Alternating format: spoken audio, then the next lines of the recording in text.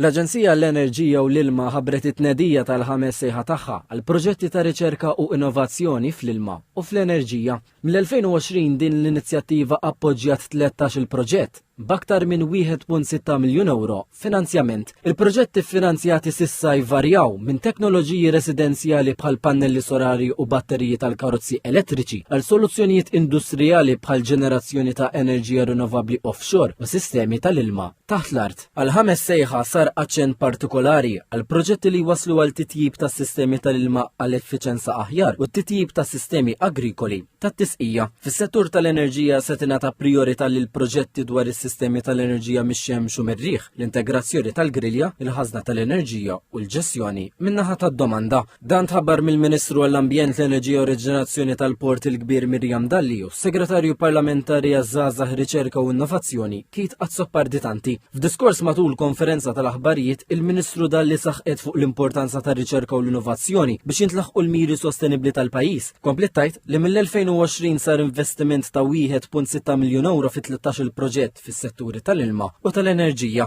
Is-Segretarju Parlamentari Kit Azzoparditanti enfasizza l-ħtieġa ta' progress kontinwu fis-settur u ħeġġeġ għal-iktar kollaborazzjoni bejn l-entitajiet bħal l-Aġenzija tal-Enerġija u l-Ilma u l-EMCAST. L-applikanti prospettivi huma meħeġġa jissottomettu l-proposti innovattivi tagħhom bilan li jikkontribwixxu għall-iżvilupp kontinwu ta' soluzzjonijiet ta' ilma u enerġija sostenibbli.